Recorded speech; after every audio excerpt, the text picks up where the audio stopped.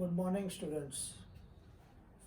આજે આપણે યામ ભૂમિથી પ્રકરણ 7ને આગળ ધપાવીએ એ પહેલાં આજે જ્યારે હું 7 ઓક્ટોબરે તમારા માટે આ લેસન રેકોર્ડિંગ કરું છું, એ 7 ઓક્ટોબરના આગલા દિવસે એટલે કે 6 ઓક્ટોબરના રોજ ગુજરાત સરકારે કોરોનાની મહામારીને લીધે શાળાઓમાં વાસ્તવિક શિક્ષણ ન થઈ શક્યું, ઓનલાઈન શિક્ષણ આપવાનું શરૂ કરાવ્યું. પણ એની ગોઠવણ થતાં દરેક શાળાઓને વધતો ઓછો સમય થયો અને પછી કંઈક બધું ગોઠવાયું. શરૂઆતના તબક્કે એમ કહી શકાય કે અભ્યાસક્રમ નહિવત ચાલ્યો. અત્યાર સુધી શિક્ષકો પણ વાસ્તવિક શિક્ષણથી ટેવાયેલા હોય, એણે ઓનલાઈન પર શિફ્ટ થવામાં સ્વાભાવિક છે કે નવું આવે એટલે થોડી મુશ્કેલી પડે. એમાં પણ સમય બગડ્યો. કોરોનાના ડરને લીધે વિદ્યાર્થીઓ ભણવા પ્રત્યેનું ધ્યાન કેન્દ્રિત કરવામાં પણ મુશ્કેલી અનુભવે, એટલે કે અભ્યાસક્રમને સરળતાથી ચલાવીને પૂરેપૂરો કરવામાં આ બધી પ્રેક્ટિકલ ડિફિકલ્ટીઝ હતી. અને એને કારણે સરકારે આથી 2 મહિના પહેલાં એવું જાહેર કર્યું હતું કે જરૂર પડે અભ્યાસક્રમમાં ફેરફાર કરીશું. એના ભાગરૂપે ગઈકાલે સરકારે ધોરણ 9 થી 12 માટે રિવાઇઝ્ડ સિલેબસ આ વર્ષ પૂરતો માત્ર થોડો વધઘટ સાથેનો, વધતો નથી પણ ઘટ સાથેનો અભ્યાસક્રમ દરેક વિષયનો જાહેર કર્યો. ધીમે ધીમે શું ઘટ્યું અને કેટલું નહીં કરવાનું અને કેટલું કરવાનું એ વિષયવાર વિગત તમારી સમક્ષ આવવા માંડશે. સ્વાભાવિક છે કે ગણિતમાં પણ એવું જ આવ્યું હોય. તો મેં જે કંઈ સરકારની એ ગાઈડલાઈન જોઈ એમાં ગણિત અને વિજ્ઞાન સિવાયના વિષયોમાં પ્રકરણો ઓછા કરી દીધા છે. લગભગ 30% જેટલો અભ્યાસક્રમ ઘટાડી દીધો છે. એટલે કે તમારો લોડ ઓછો કર્યો છે. તમને વિષયના શિક્ષકો પણ કયા પ્રકરણો હવે નથી કરવાના એ જણાવી જ દેશે. તમારે પણ એ માર્ક કરી રાખવાના રહેશે કે અમારે આ એક્ઝામ માટે આ પ્રકરણ તૈયાર કરવાના નથી અને બોર્ડનું પેપરમાં પણ એ પ્રકરણોને લગતું કશું પૂછાશે નહીં. પણ ગણિત વિજ્ઞાનમાં એમણે એક પણ પ્રકરણ ઓછું કર્યું નથી. આનો અર્થ કે દાખલા તરીકે સમાજ વિદ્યામાં 22 ચેપ્ટર હોય તો કોઈ પણ 5-6 ચેપ્ટર ઓછા કરી નાખ્યા, એટલે કે 15 કે 14 ચેપ્ટર કરવાના. ગણિત વિજ્ઞાનમાં 15 ચેપ્ટર હોય તો 5 પ્રકરણ ઓછા કરીને 10 પ્રકરણ એવું ના કર્યું. એમણે પ્રકરણો બધા જ અભ્યાસક્રમમાં રાખ્યા. એટલે પહેલું તો એ કે આપણે જે ચેપ્ટરો કરી રહ્યા છીએ અથવા તો કરી ચૂક્યા છીએ એ બધા જ અભ્યાસક્રમમાં છે.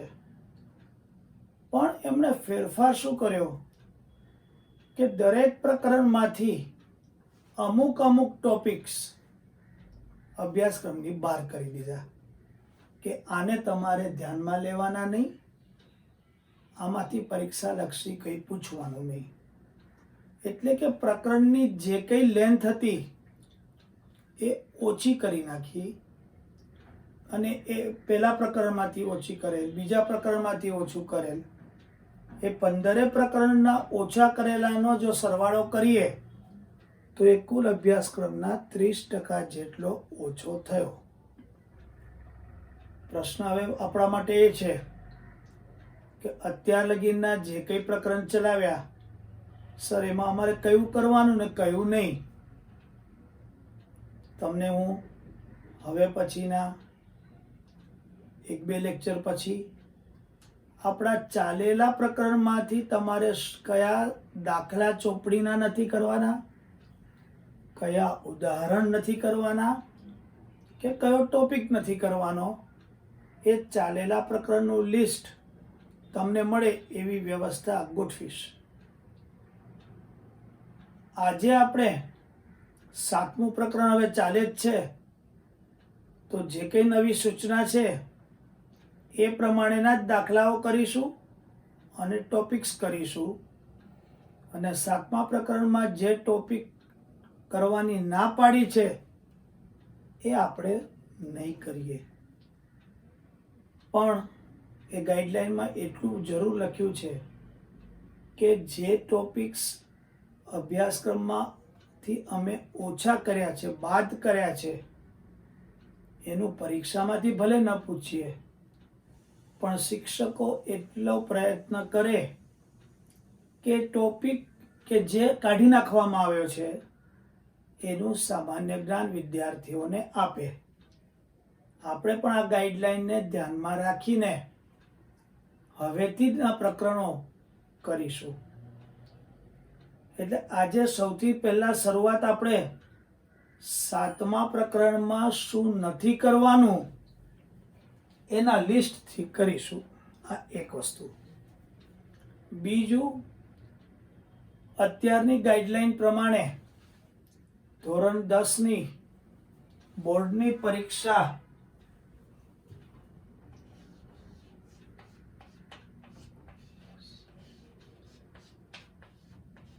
અને એ માર્ચમાં લેવામાં આવે આમ તો, એટલે કે 2021 થાય. એ 21/5/2021 થી શરૂ થશે. એટલે કે તમારા માટે ડેટ આવી ગઈ, એક્ઝામ આપવાની જ છે. એટલે સરકારે શું કર્યું, એક બાજુ અભ્યાસક્રમ કાપ્યો, બીજી બાજુ માર્ચની 5મી કે 10મીની વચ્ચે બોર્ડની એક્ઝામ જે શરૂ થતી હતી એ 2 મહિના મોડી લઈ ગયા. એટલે કપાયેલો અભ્યાસક્રમ 30% અને 60 દિવસ તૈયારી કરવા માટેના વધારે આપ્યા કે જેથી વિદ્યાર્થી સારી રીતે બોર્ડની પરીક્ષા આપી શકે. ઘણો સારો નિર્ણય છે, વિદ્યાર્થીઓના લાભનો નિર્ણય છે. શિક્ષકોને પણ એટલો સમય મળશે કે જેટલો અભ્યાસક્રમ 30% કાપીને રાખ્યો છે એને સારી રીતે ન્યાય આપી શકે. નવું સત્ર 2 મહિના મોડું જ થશે. પછી આવતા વખતે એ લોકો 1 મહિનો કાપશે, પછીના વર્ષે 1 કાપીને પાછા હતા ત્યાં લાવી દેશે. એવું અત્યારની પરિસ્થિતિ અને અત્યારે સરકારે જે જાહેરાત કરી છે એ પ્રમાણે આપણે એનું અર્થઘટન કરી શકીએ. તો બરાબર ધ્યાનમાં રાખજો. હવે આપણે પ્રકરણ 7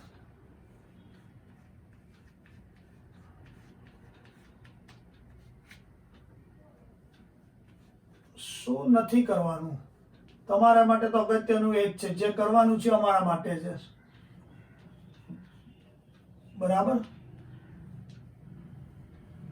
તો પહેલામાં પહેલું તો પ્રકરણ 7માં ઉદાહરણ,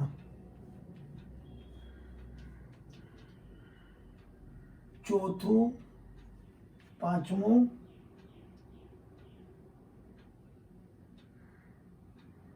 અને ઉદાહરણ 11, 12, 13, 14 અને 15 નથી કરવાના. સ્વાધ્યાય 7.1 એના દાખલા નંબર 8, 9 ને 10 નથી કરવાના. પછી ટોપિક નો એ લોકોએ નંબર આપ્યો, તમારા માટે તો હું સમજાવી રીતે લખું 7.4 ત્રિકોણનું ક્ષેત્રફળ નથી કરવાનું. સ્વાધ્યાય 7.4 આખું નથી કરવાનું. સોરી, સ્વાધ્યાય 7.3 પણ ના પાડી જ, અને સ્વાધ્યાય 7.4 પણ નથી કરવાનું. એટલે કે આટલું વર્ક તમારે કરવાનું નથી. તો તમે બરાબર ધ્યાન રાખજો કે પ્રકરણ 7 માં શું નથી કરવાનું. ઉદાહરણો એટલા નથી કરવાના. 7.1 ના છેલ્લા 3 દાખલા નથી ગણવાના. ત્રિકોણના ક્ષેત્રફળનો આખો ટોપિક એમણે કાઢી નાખ્યો, એટલે એના અનુરૂપ સ્વાધ્યાય 7.3 ને 7.4 પણ એમણે કાઢી નાખ્યા. તો આને ધ્યાનમાં રાખીને જ હવે આપણે આપણી તૈયારી શરૂ કરીશું. બરાબર કે નહીં?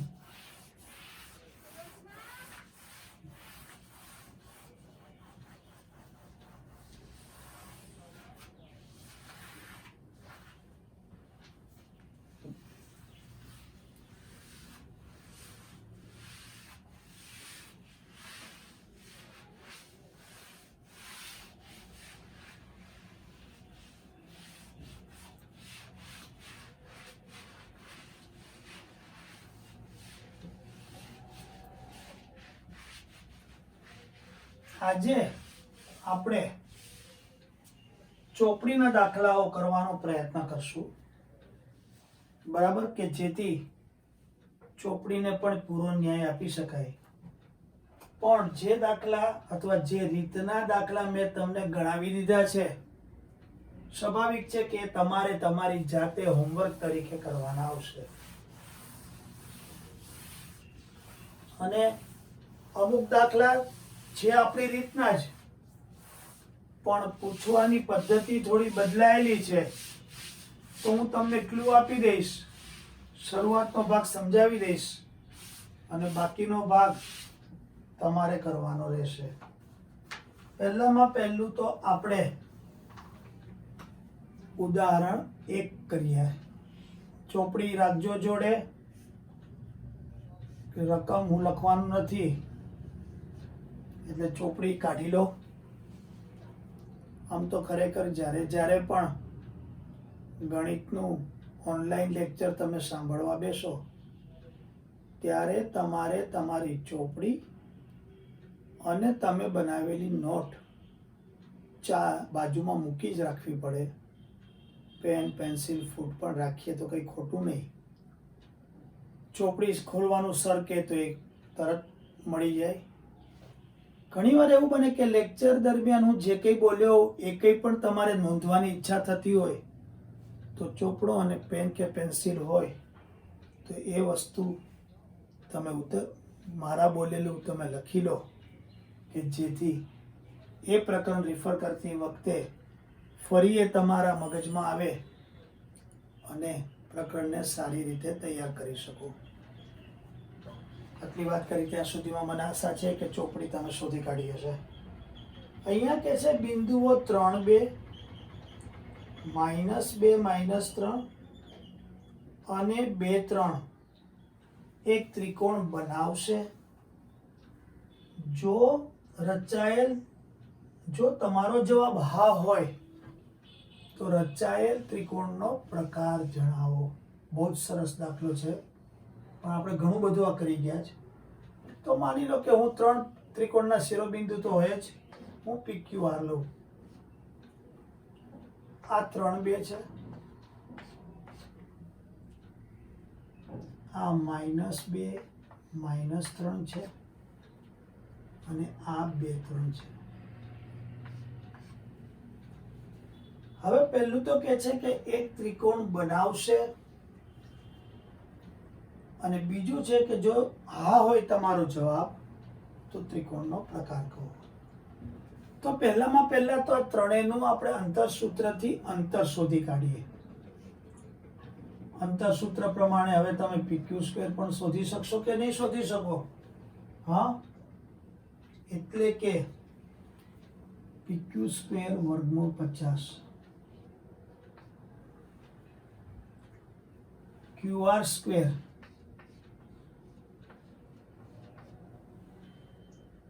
વર્ગમૂળ 52 આવશે. અંતરસૂત્રથી જ આ બધું આવશે. અને PR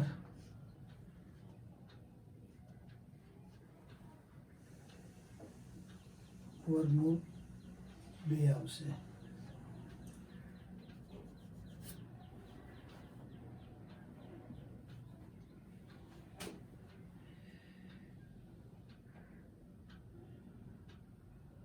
હવે અહીંયા એ લોકોએ વર્ગમૂળ 50 એટલે 7.07 આશરે બતાવ્યું છે. વર્ગમૂળ 52 7.21 બતાવ્યું છે. આની કિંમત 1.41 થાય. આ યાદ રાખવું પડે. હવે પહેલો પ્રશ્ન છે કે આનાથી ત્રિકોણ રચવો શક્ય છે કે નહીં. તમે 7મા ધોરણમાં ત્રિકોણનું પ્રકરણ મને યાદ છે ત્યાં સુધી 6ઠ્ઠું કે શીખ્યા હશો, અને એમાં તમને સમજાવેલું કે જો આપેલા ત્રિકોણમાં કોઈ પણ બે બાજુના માપનો સરવાળો ત્રીજી બાજુના માપ કરતા અધિક હોય તો એવા ત્રિકોણનું અસ્તિત્વ છે. તો અહીંયા કોઈ પણ બે બાજુનો સરવાળો લો ત્રીજી બાજુ કરતા અધિક જ છે, તો આપણે લખવાનું કોઈ પણ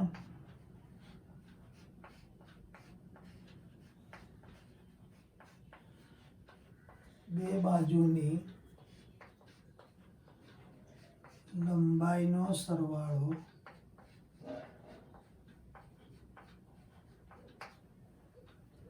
ત્રીજી બાજુ કરતા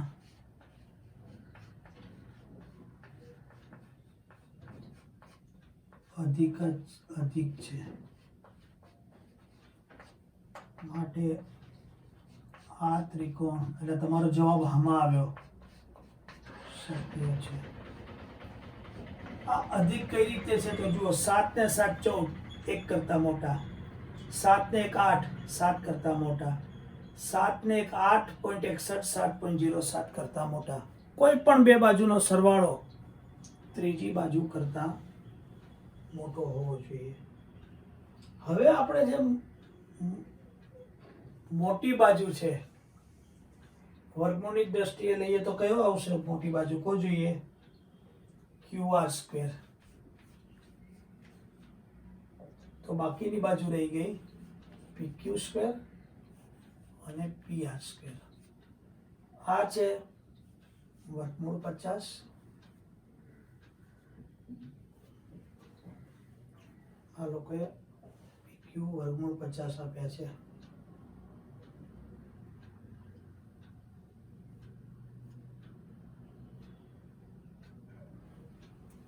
તો આ 50 નો વર્ગ થશે. અહીંયા PQ QR 52 છે, સોરી,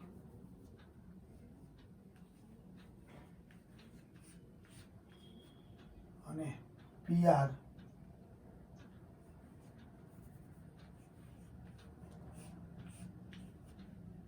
આ બેનો સરવાળો જો સરખો થાય તો એ હંમેશા કાટકોણ ત્રિકોણ હોય. આ તમે 6ઠ્ઠા પ્રકરણમાં આપણા અભ્યાસક્રમમાં પણ કયો ત્રિકોણ બાજુઓની લંબાઈ પ્રમાણે કાટકોણ થાય, કયો ગુરુકોણ થાય, કયો લઘુકોણ થાય એ શીખશો. માટે લખવાનું આપણે કે અહીં આપેલ ત્રિકોણ કાટકોણ ત્રિકોણ છે. બંને જવાબો આપણને મળી ગયા. હવે આપણે પદ્ધતિ જે કરી તે પ્રમાણે PQ વર્ગ, QR વર્ગ ને PR વર્ગ હતા. તો પછી આપણા માટે આ વર્ગમૂળો બે જ બધેથી જ નીકળી જશે, કારણ કે આપણે તો પેલું PQ સ્ક્વેરનું જ સૂત્ર લઈએ છીએ, બરાબર કે નહીં? તો પછી બહુ જ સવાલ છે કે આ કરવાની જરૂર નથી, આ આપણી રીત પ્રમાણે દાખલો થઈ ગયો અને અહીંયા પણ આપણે આ એટલું જ સ્ટેપ થઈ ગયું અને હું માનું છું કે આ આપણને વધારે સહેલું પડશે, કારણ કે આપણે PQ વર્ગ બરાબર x1 - x2 નો વર્ગ વત્તા y1 - y2 ના વર્ગથી દાખલા ગણીએ છીએ. તો આ તમારું ઉદાહરણ 1 પૂરું થયું. ત્યાર પછી આગળ વધીએ.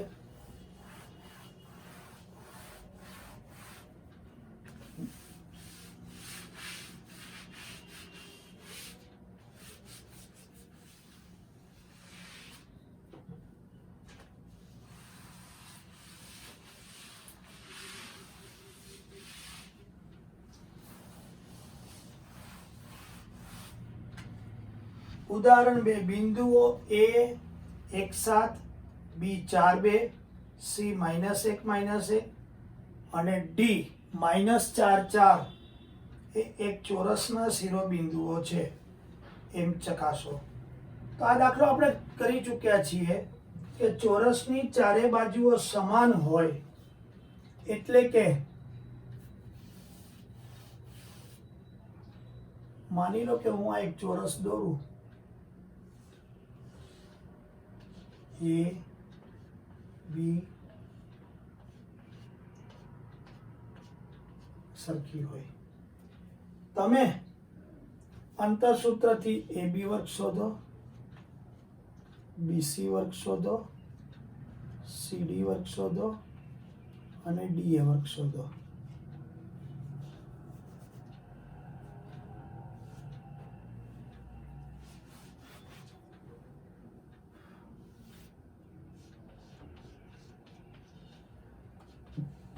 આ બધી બાજુના માપ તમને સરખા જ મળશે અને જો માપ સરખા મળે તો તમારો ચોરસ છે એમ કહેવાય. સાથે સાથે તમારે ખરેખર તો AC પણ શોધવો પડે અને પછી ત્રિકોણ ABC લઈ અને AC વર્ગ બરાબર AB વર્ગ વત્તા BC વર્ગ છે કે નહીં એ જોવું પડે કે જેથી ખૂણો B કાટખૂણો થઈ જાય.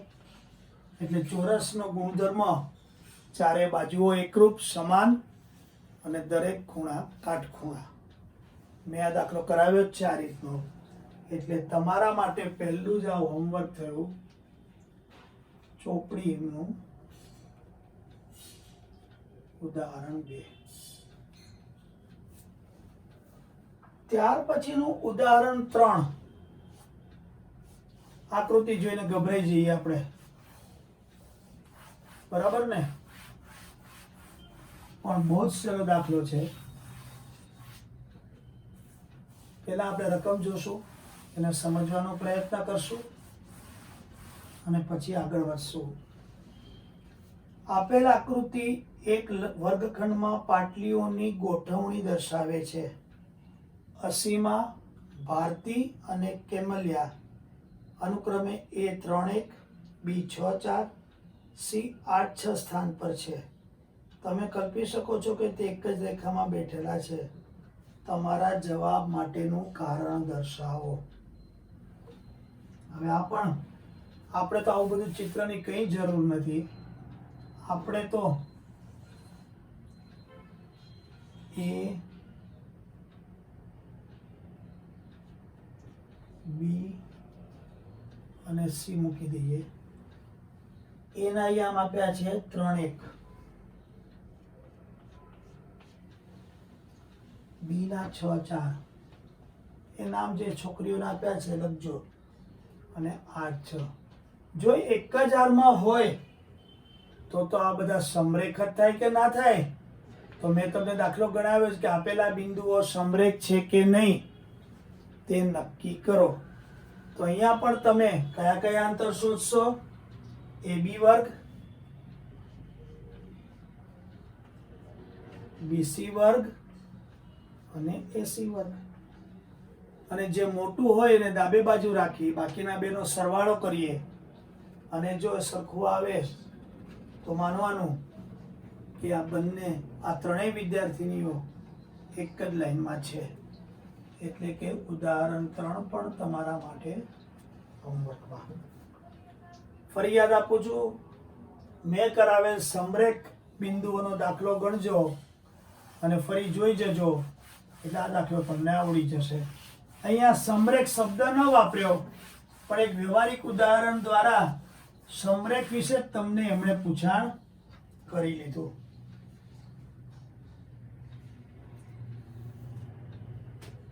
ત્યાર પછી ઉદાહરણ 4 અને 5 તમારે કરવાના નથી, જે હમણાં જ આપણે લિસ્ટમાં જોયું.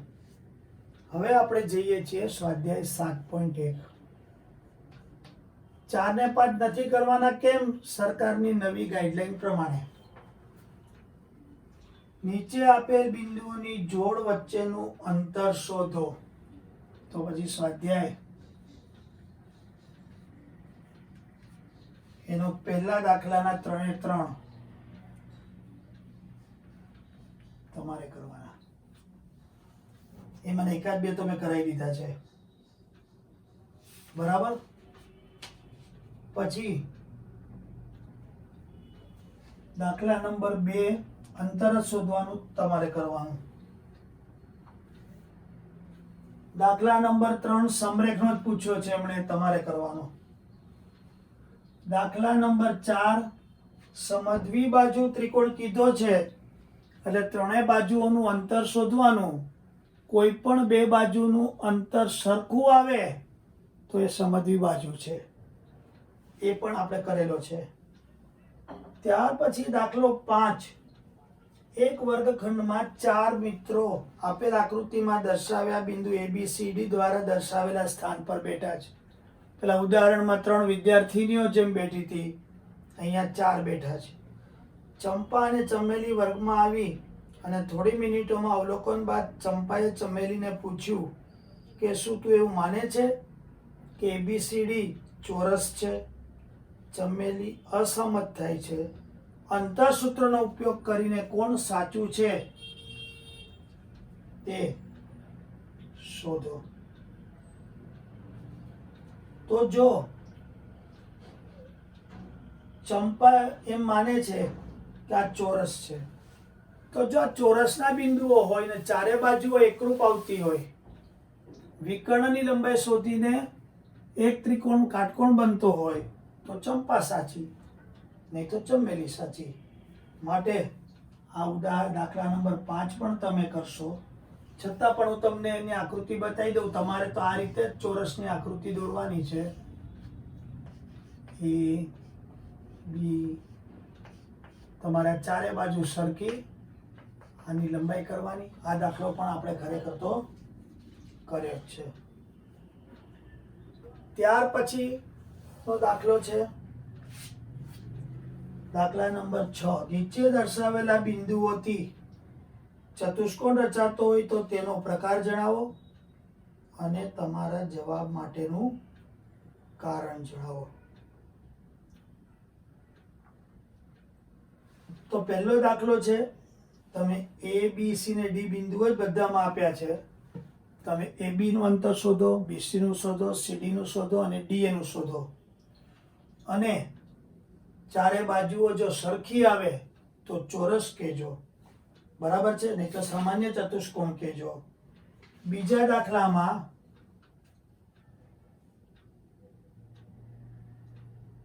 ચારે અંતર શોધજો, પણ ત્યાં તમારે સરવાળો કરવાથી ગુણધર્મ જળવાશે નહીં, માટે એ ચોરસ નહીં રચે. ત્રીજો દાખલો ચતુષ્કોણ જ રચશે, એટલે કે દાખલા નંબર 6 પણ તમે કરી શકશો. અંતર જ શોધવાના છે. ત્યાર પછી દાખલા નંબર 7, 8 અને 9 અને 10 આ બધા મેં કરાવેલા દાખલા છે. રકમમાં કદાચ ફેરફાર હોય પણ બેઠા મારી રીતના દાખલા છે. એટલે આ બધા દાખલા તમે કરી શકશો. મેં બધી રીતો એક એક લઈને અત્યાર સુધીનું કામ કરાવ્યું છે કે જેથી જ્યારે ચોપડી આપણે રિફર કરીએ ત્યારે પ્રેક્ટિસ માટે તમને ઘણા બધા દાખલાઓ મળી જાય અને તમે કરી શકો.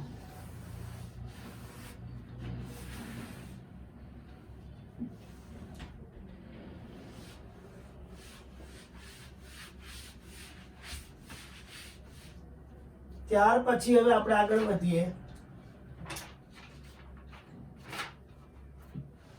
એ છે વિભાજનના સૂત્ર ઉપરનો ટોપિક આવે છે. તો હવે આટલું હોમવર્ક હું ભૂસી કાઢું છું પહેલા, કે જેથી બીજું લખવાનું આવે તો હું અહીંયા લખી શકું.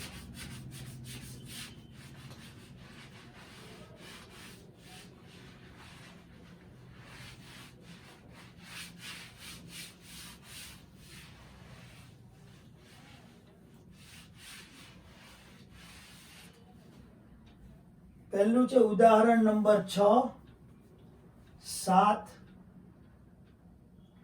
8. આ બધા આપણે બેઠા દાખલા કરેલા છે માટે પહેલું જ હોમવર્ક અહીંયા આવી જશે.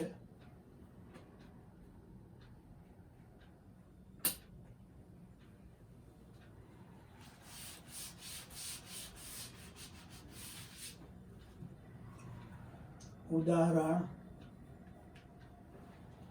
6, 7, 8, 9 અને 10.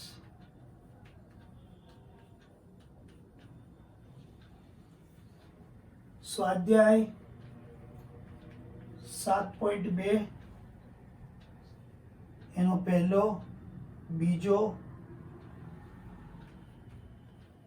તમે કરી શકશો.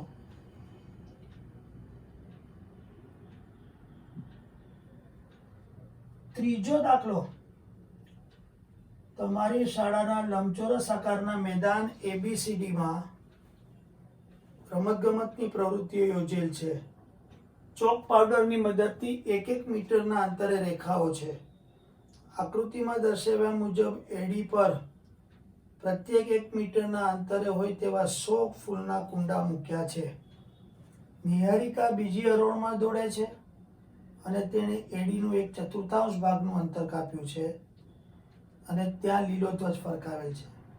પ્રીતિ 8મી હરોળમાં દોડે છે અને એડીનું 1/5 ભાગ અંતર કાપી લાલ ધ્વજ ફરકાવે. આ બંને ધ્વજ વચ્ચેનું અંતર કેટલું થશે? જો રશ્મિ આ બંને ધ્વજને જોડતા રેખાખંડના મધ્યબિંદુ પર વાદળી ધ્વજ ફરકાવ્યો હોય તો તે ધ્વજને ક્યાં ફરકાવશે? તમે આકૃતિ જુઓ કે એડી 100 આપ્યું છે અને દોડવા માટેની રેખાઓ તેમના એક્સ અક્ષ પરનું અંતર દર્શાવે, એટલે એડીના 1/4 ભાગ જેટલું અંતર નિહારિકા કાપે. એટલે કે નિહારિકા કેટલું અંતર કાપે? 100ના ચોથા ભાગનું 25 મીટર. એવી જ રીતે એના યામ 2:25 થાય. કઈ રીતે થાય? કોઈ વિચારી શકશો? તો તમે આકૃતિમાં જુઓ 2 અને અંતર 25 આવ્યું. આકૃતિમાં તમારે x અક્ષ ઉપર 2 અને y અક્ષ ઉપર તો 25 આવ્યું. તો એ જ રીતે તમે બીજા માટે પણ શોધી શકો. 8 અને 20 એનું અંતર શોધી કાઢો અને પછી એના મધ્ય બિંદુના યામ શોધો. એટલે આ દાખલો પણ તમે કરી શકશો. ત્યાર પછી ચોથો દાખલો પણ તમે કરી શકશો, પાંચમોય કરી શકશો. આ બધું આપણે કરી ચૂક્યા છીએ.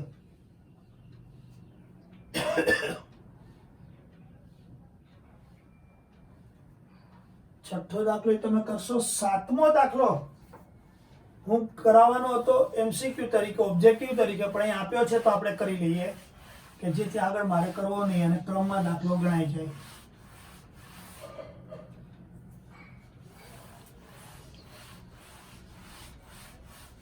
અને બહુ અગત્યનો ઓબ્જેક્ટિવ માટેનો દાખલો છે, દાખલો 7, સ્વાધ્યાય 7.2. AB વર્તુળનો વ્યાસ છે. તો પહેલા તો મારે વર્તુળ દોરવું પડશે.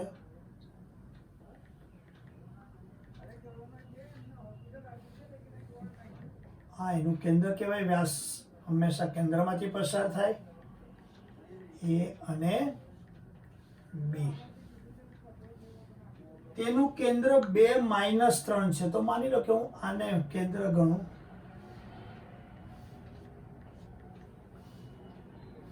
અને B 1 4 છે. તો એના યામ શોધો. તો હું આને x અને y કહી દઉં.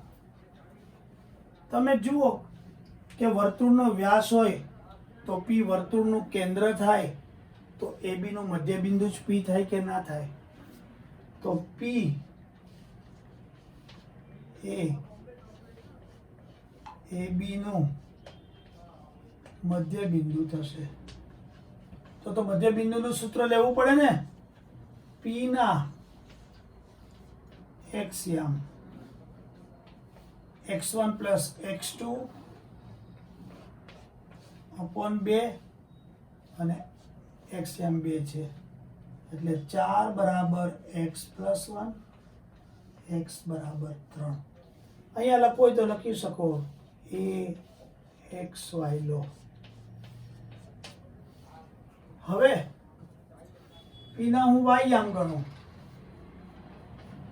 y1 + y2 upon 2, y + 4 - 3 b, -6 = y + 4. 6 આ બાજુ જાય એટલે 4 + 6 એટલે y 10. તો તમને એ બિંદુના યામ 3 અને 10 આવી ગયા. બરાબર. તો આ દાખલો આપણે ગણી કાઢ્યો. 8મો દાખલો પણ તમે કરી શકશો, 9મો કરી શકશો. 10મો દાખલો ક્ષેત્રફળની વાત છે. સમબાજુ ચતુષ્કોણનું ક્ષેત્રફળ કીધું છે. તો તમારે સમબાજુ ચતુષ્કોણના ક્ષેત્રફળના ગુણધર્મનો ઉપયોગ કરવો પડશે. અહીંયા ક્ષેત્રફળના ટોપિક તરીકે હોવાથી શરૂઆતમાં મેં કીધું કે ત્રિકોણનો ક્ષેત્રફળ તમારા અભ્યાસક્રમમાં આ વર્ષ નથી, પણ એ શિરોબિંદુના યામ પરથી ક્ષેત્રફળ શોધવાનો ટોપિક કાઢી નાખવામાં આવ્યો છે. અહીંયા એ ટોપિકના આધારે ક્ષેત્રફળ નથી શોધાવાનું, માટે તમે આ દાખલાને તમારા અભ્યાસક્રમમાં ગણવો જ પડશે. પણ હું તમને ક્લુ આપી દઉં કે સમબાજુ ચતુષ્કોણના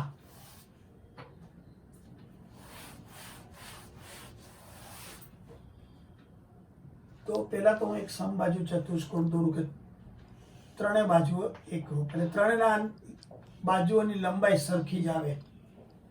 બરાબર કે નહીં? તમે આ બધા માપ લખજો. હવે સોરી, સમબાજુ ચતુષ્કોણ છે, ત્રિકોણ નથી. તો ચારે બાજુઓ સરખી આવશે.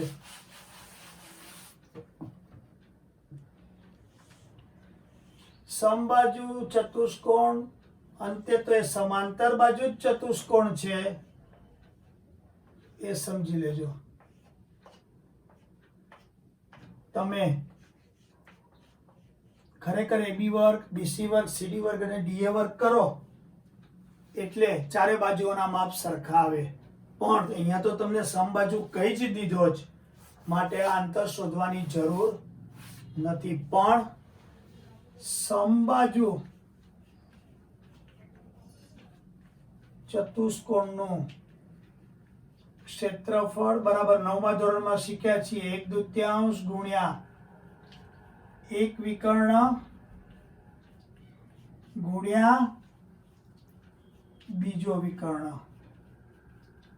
આપણી આકૃતિ પ્રમાણે 1/2 એક વિકર્ણ AC થશે અને બીજો BD થશે.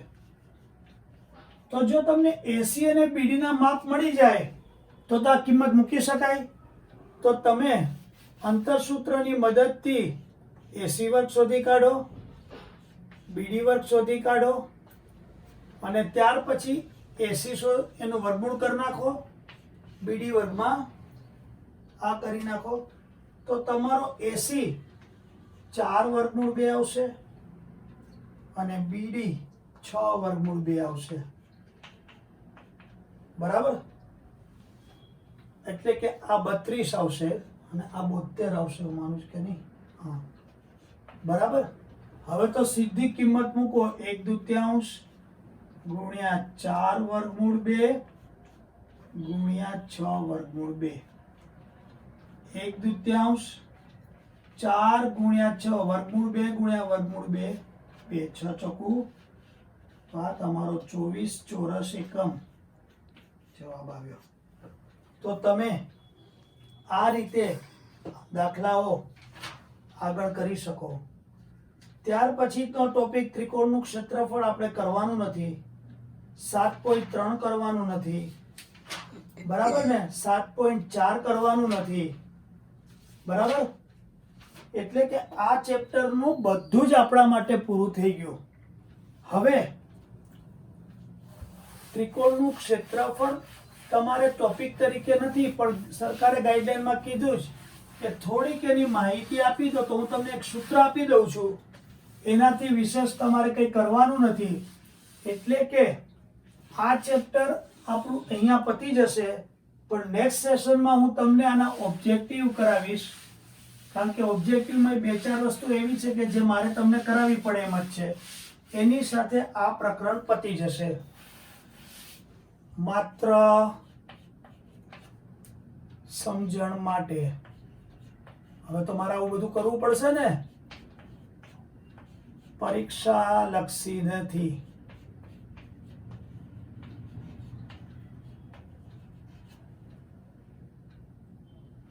ત્રિકોણના શિરોબિંદુના યામ પરથી ત્રિકોણનું ક્ષેત્રફળ શોધવું. બરાબર છે?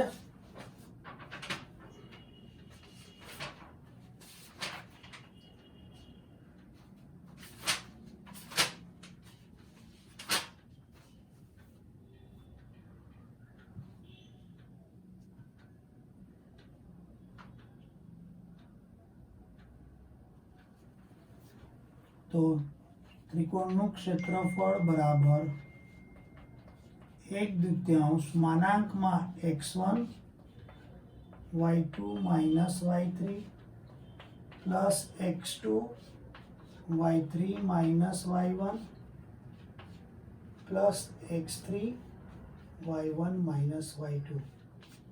આ તમારું સૂત્ર છે, તમે આને યાદ રાખી શકો. બરાબર? આનો ઉપયોગ કરવાનું તમારે આ વખત આવતું નથી, પણ આપણે ત્રિકોણના ક્ષેત્રફળ માટે 1/2 પાયો ગુણ્યા વેધ, કાટખૂણો હોય તો 1/2 ગુણ્યા કાટખૂણો સમાવતી 2 બાજુનો ગુણાકાર, સમબાજુ ત્રિકોણ હોય તો વર્ગમૂળ 3/4 ગુણ્યા બાજુની લંબાઈનો વર્ગ. આવા સૂત્રોથી ક્ષેત્રફળ શોધ્યું. 9મા ધોરણમાં હેરોનથી પણ સૂત્રથી શોધ્યું, S minus A, S minus B, S minus C. અને છેલ્લું આ 9 હતું કે જે તમારા માટે આ વખત કાઢી નાખ્યું છે. પ્રકરણ તરીકે પૂરું કર્યું. નેક્સ્ટ ટાઈમ ઓબ્જેક્ટિવ કરીને નવા પ્રકરણ તરફ વધીશું. આજે અત્યારે આપણે રોકીએ છીએ. Thank you very much.